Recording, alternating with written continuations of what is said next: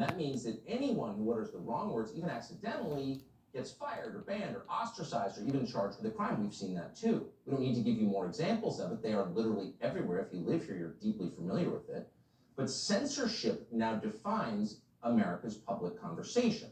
We spend an awful lot of time complaining about that on this show. We probably don't spend enough time asking, what is this all about?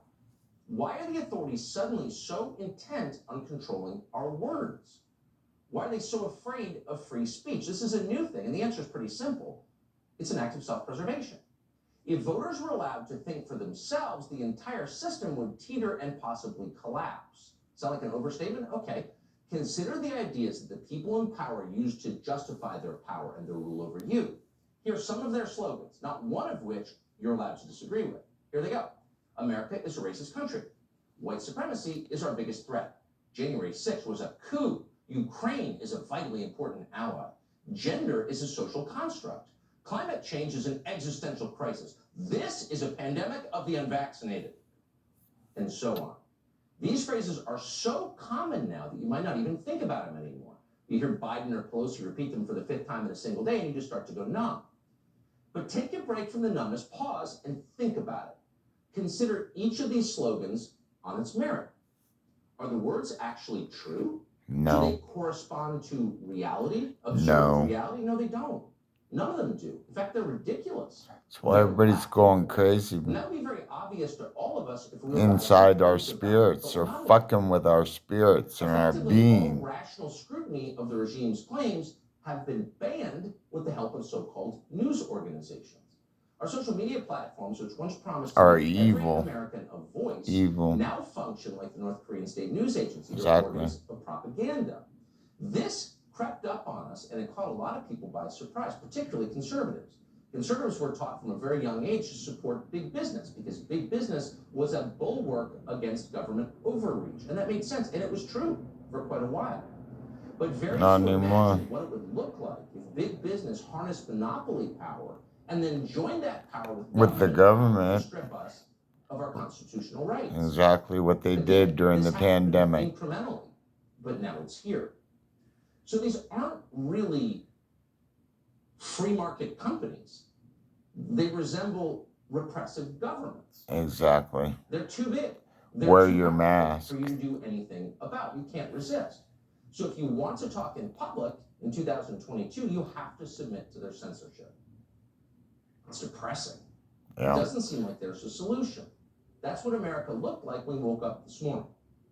But thankfully, it is very nice to be able to say this on a Monday, things are changing, and they appear to be changing fast. There's more social media outlets. Tesla and SpaceX, famously a billionaire, just announced he has bought an almost 10% stake in Twitter. That makes him the largest shareholder in Twitter. So why does this matter? Well, because Twitter matters, whether you want it to or not. Twitter is hardly the largest social media platform, but Twitter sets the tone for all news coverage, for all information. Twitter is where our professional class goes to learn which opinions are acceptable and which are forbidden. And the effect is obvious to everybody. If our I'm on Twitter, you guys. Seems stilted and one-sided, Matthew Montpass. Twitter Matthew Montpass YouTube. Matthew Montpass Facebook. Matthew Montpass Instagram. Matthew Montpass Patriot Hub. Mega Hub. So whatever you think or think you think of Elon Musk, he certainly understands that. Quote, given that Twitter serves as the de facto public town square, he wrote recently, failing to adhere to free speech principles fundamentally undermines democracy. Oh, and good for him. That is true. Good for him. Twitter shares surged nearly 30% on the news of Elon Musk's purchase. So for him, it turned out to be a pretty good buy. But it's hard to imagine that Musk bought Twitter shares for the investment. He's already the world's richest man. He does not need the money. Could this be the first move in a hostile takeover of Twitter that transforms Twitter into a platform for free speech? That would be awesome. Seems that way. Come on, Father, I bless that. But he sees the people in power with devastating clarity. Absolutely. Wokeness, that is to say, the ideology at the heart of Twitter's business operations, as, quote, one of the greatest threats to modern civilization. Watch. It is a prevalent mind virus and arguably one of the biggest threats to modern civilization. So do we want a humorless society that is simply rife with condemnation and hate, basically. At its heart, wokeness is divisive, exclusionary, and hateful. It basically gives Bingo. people a reason. They're evil. It gives them a shield to be mean and cruel, armored in false virtue. When Absolutely. was the last time you heard a Guy crisper and smart. precise definition than that? Wokeness gives mean people a shield to be mean and cruel, armored in false virtue, end quote.